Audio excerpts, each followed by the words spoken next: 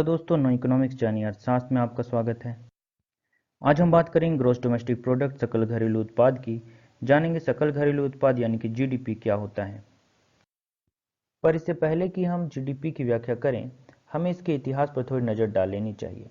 Simon Kuznets, जो कि एक अमेरिकी अर्थशास्त्री हुआ करते थे, उन्होंने सन 1934 में जीडीपी की आधुनिक अवधारणा की व्याख्या प्रस्तुत की। उन्होंने पहले ही यह कह दिया कि जीडीपी को किसी देश की आर्थिक कल्याण की माप नहीं समझ लेनी चाहिए। हालांकि जीडीपी का प्रयोग किसी देश की आर्थिक सेहत को मापने में किया जा सकता है। इसका मतलब है जीडीपी का प्रयोग किसी देश की राष्ट्रीय आय में कमी या वृद्धि को मापने में किया जा सकता है, और यही वजह है कि जीडीपी किसी देश की आर्थिक तरक्की को मापने का सबसे महत्वपूर्ण उपकरण बन गया। अब भारत के संदर्भ में भी जीडीपी या राष्ट्रीय आय के इतिहास को समझ लेना चाहिए। दोस्तों, भारत में सबसे पहले दादा भाई नौरोजी, जो कि एक पारसी राजनीतिज्ञ और समाज सुधारक थे और ब्रिटिश पार्लियामेंट के सदस्य भी थे, उन्होंने भारत के राष्ट्रीय आय का अनुमान लगाया। उन्होंने अपनी पुस्तक poverty and British rule in India में, जो कि सन 1868 में प्रकाशित हुई थी, में बतलाया कि भारत की राष्ट्रीय आय 340 करोड़ रुपए है। इसके बाद आज़ाद भारत में भी राष्ट्रीय आय की माप के प्रयास किए जाने लगे और कलकत्ता स्थित भारतीय सांख्यिकी संस्थान के प्रोफेसर पीसी महालनोबिस, जो कि एक महान गणितज्ञ और सांख्यिकीविद थे, की अध्यक्षता में एक राष्ट्रीय आय समिति 4 अगस्त 1949 को बनाई गई, जिसके सदस्य थे गोखले स्कूल ऑफ इकोनॉमिक्स से doctor DR. Gadgil, Delhi school of economics से डॉक्टर वी.के.आर.वी. राव, पेंसिल्वेनिया विश्वविद्यालय अमेरिका से प्रोफेसर साइमन कुजनेट्स, कैम्ब्रिज विश्वविद्यालय ब्रिटेन से प्रोफेसर जे.आर.डी. स्टोन और यूनाइटेड नेशन से डॉक्टर जे.बी.डी. डर्कसेन। राष्ट्रीय आय समिति ने बतलाया कि भारत की राष्ट्रीय आय 1950-51 में 9,506 करोड़ रुपए थी। अब जब हमने सकल घरेलू उत्पाद या राष्ट्रीय आय के इतिहास को समझ लिया है, हमें सकल घरेलू उत्पाद की परिभाषा को भी समझ लेनी चाहिए। दोस्तों, सकल घरेलू उत्पाद की परिभाषा इस प्रकार से की जा सकती है और कहा जा सकता है कि सकल घरेलू उत्पाद किसी देश के भीतर एक वर्ष में अंतिम पदार्थ या वस्तुओं के कुल उत्पादन के मूल्य को कहते हैं, चाहे यह उत्पादन देशवासियों द्वारा किया जाए अथवा विदेशियों द्वारा। अब जीडीपी की परिभाषा करते हुए हमें कुछ बातों को समझ लेना चाहिए। जैसे परिभाषा में कहे गए शब्द देश के भीतर अंतिम पदार्थ या सेवा, कुल उत्पादन का मूल्य, देशवासियों द्वारा उत्पादन और विदेशियों द्वारा उत्पादन, इन सब का मतलब क्या है। दोस्तों, यहाँ पर कहे गए शब्द देश के भीतर का अर्थ है कि किसी एक देश की राजनीतिक सीमा के अंदर जो कुछ भी उत्पादन होता है, इसमें देश की सीमा के बाहर रह रहे भारतीयों एवं भारतीय कंपनियों की आय को सम्मिलित नहीं किया जाता। जीडीपी या सकल घरेलू उत्पाद में केवल देश की सीमा के अंदर की समस्त प्रकार के उत्पादन से प्राप्त आय को ही सम्मिलित किया जाता है। अब जब हम अंतिम पदार्थ या सेवा कहते हैं, तो इसका अर्थ अंतिम रूप से उपभोग में आने वाली वस्तु या सेवा से होता है।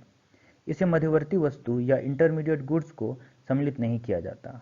इसे हम एक उदाहरण से समझ सकते हैं। कल्पना कीजिए कि एक अर्थव्यवस्था में केवल वस्त्र का उत्पादन होता है। वस्त्र या गारमेंट के उत्पादन के कई चरण हो सकते हैं, जिसमें किसान कपास बोता है और रुई का उत्पादन करता है, जिसे वह 100 रुपये में बेचता है। अब दूसरा व्यक्ति रुई से सूत बनाता है, जिसे वह 200 रुपये में बेचता है। एक तीसरा व्यक्ति सूत से कपड़ा बनाता है और उसे 300 रुपये में बेचता है। इसी प्रकार चौथा व्यक्ति कपड़े से वस्त्र बनाता है और उसे 400 रुपये में बेचता है। इस प्रकार कपास का जो अंतिम रूप है वो वस्त्र है। अब सवाल उठता है कि जीडीपी गणना में किसे शामिल किया जाए, केवल वस्त्र की कीमत को या प्रत्येक चरण में हुई कीमत वृद्धि को, या फिर रुई सूत कपड़ा और वस्त्र की कीमत को जोड़कर गिना जाए। यदि हम रुई सूत कपड़ा और वस्त्र की कीमत को जोड़कर जीडीपी की गणना करें,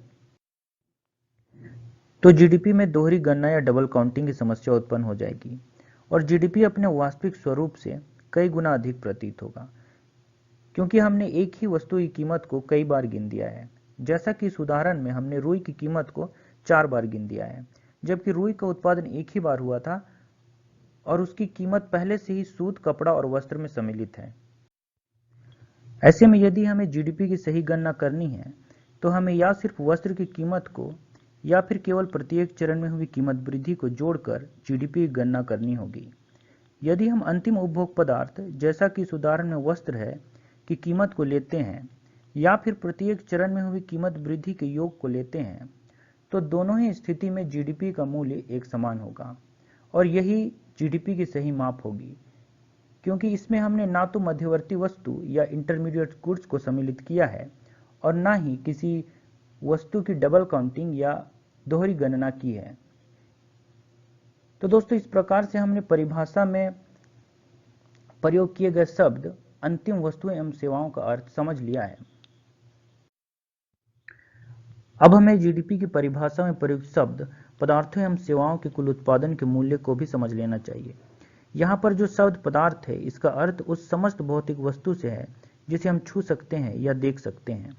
इसी प्रकार सेवाओं का अर्थ यातायात सेवा, टेलीफोन सेवा, वकीलों एवं डॉक्टर आदि की सेवाओं से है।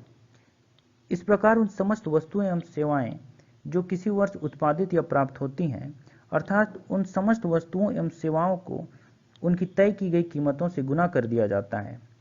इस प्रकार प्राप्त कुल उत्पादन और सेवाओं के मौद्रिक मूल्य को जीडीपी में सम्मिलित किया जाता है। अब देखते हैं देशवासियों द्वारा उत्पादन और विदेशियों द्वारा उत्पादन का क्या अर्थ है। जब हम देशवासियों द्वारा उत्पादन कहते हैं तो इसका अर्थ उस समस्त उत्पादन से होता है जो देशवासियों द्वारा किसी वर्ष देश की सीमा के अंदर किया गया हो। इसी प्रकार जब हम विदेशियों द्वारा उत्पादन कहते हैं तो इसका अर्थ उस समस्त उत्पादन से होता है जो किसी एक वर्ष में देश की सीमा के अंदर विदेशियों द्वारा या विदेशी कंपनियों द्वारा किया गया हो, भले ही विदेशी या विदेशी कंपनियां लाभ का हस्तांतरण अपने देश में कर दें। इस प्रकार हमने जीडीपी की परिभाषा को अच्छी तरीके से समझ लिया है और परिभाषा में प्रयोग होने वाले शब्द देश के भीतर अंतिम पदार्थ एवं सेवाएं, कुल उत्पादन के मूल्य, देशवासियों द्वारा उत्पादन और विदेशियों द्वारा उत्पादन का अर्थ भलीभांति समझ लिया है।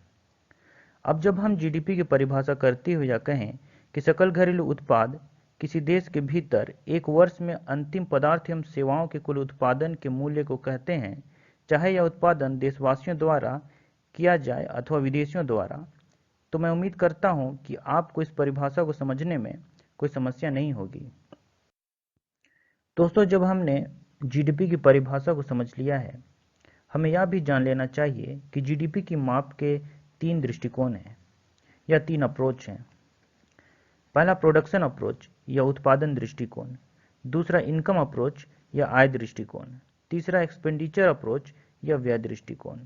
इन तीनों ही दृष्टिकोण की खास बात यह है कि इन तीनों ही तरीकों में जीडीपी की माप एक समान होती है, यानी कि उत्पादन दृष्टिकोण या आय दृष्टिकोण या व्यय दृष्टिकोण से प्राप्त जीडीपी की मौद्रिक मूल्य एक समान होती है। अब प्रश्न उठता है कि इन तीनों ही दृष्टिकोणों से जीडीपी की माप एक समान क्यों होती है।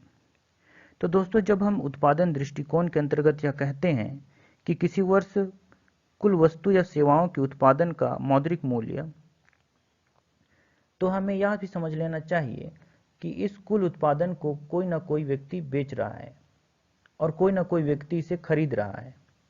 इसका मतलब यह है कि जो व्यक्ति इस कुल उत्पादन को बेच रहा है वह उस व्यक्ति की आय होगी, अर्थात इनकम अप्रोच, और जो व्यक्ति इसे खरीद रहा है वह उस कुल उत्पादन पर व्यय कर रहा है, अर्थात एक्सपेंडिचर अप्रोच।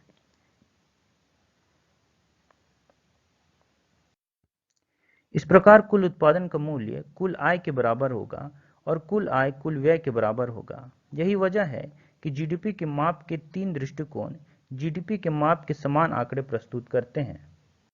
इन तीनों ही दृष्टिकोण में सबसे अधिक प्रसिद्ध व्यय दृष्टिकोण अर्थात एक्सपेंडिचर अप्रोच है। हम जीडीपी के माप को एक सूत्र से भी दर्शा सकते हैं। इसमें सी का अर्थ उस समस्त उपभोग व्यय से है जो समस्त नागरिक समस्त वस्तु एवं समस्त सेवाओं के उपभोग पर करता है। इस प्रकार आई का अर्थ समस्त पूंजीगत निवेश व्यय से है। वहीं जी का अर्थ है सरकार द्वारा किया गया व्यय, जैसे कि सरकारी कर्मचारियों के वेतन पर, सैनिक उपकरण की खरीद पर, सरकारी निवेश व्यय आदि पर। और x-m का अर्थ है समस्त निर्यात घटाओ समस्त आयात, अर्थात नेट निर्यात का मूल्य। दोस्तों, मैंने कुछ परिभाषाओं को हिंदी और इंग्लिश दोनों ही भाषा में डिस्क्रिप्शन में लिख दिया है, आप उसे जाकर चेक कर सकते हैं। दोस्तों, उम्मीद करता हूं कि वीडियो आपको पसंद आया होगा, और अगर वीडियो पसंद आए तो इसे लाइक कीजिए, शेयर कीजिए और हमारे चैनल को सब्सक्राइब कीजिए, क्योंकि जब आप हमारे चैनल को सब्सक्राइब करते हैं तो इससे हमें बड़ी प्रेरणा मिलती है नई वीडियो बनाने में। वीडियो देखने के लिए आपका धन्यवाद।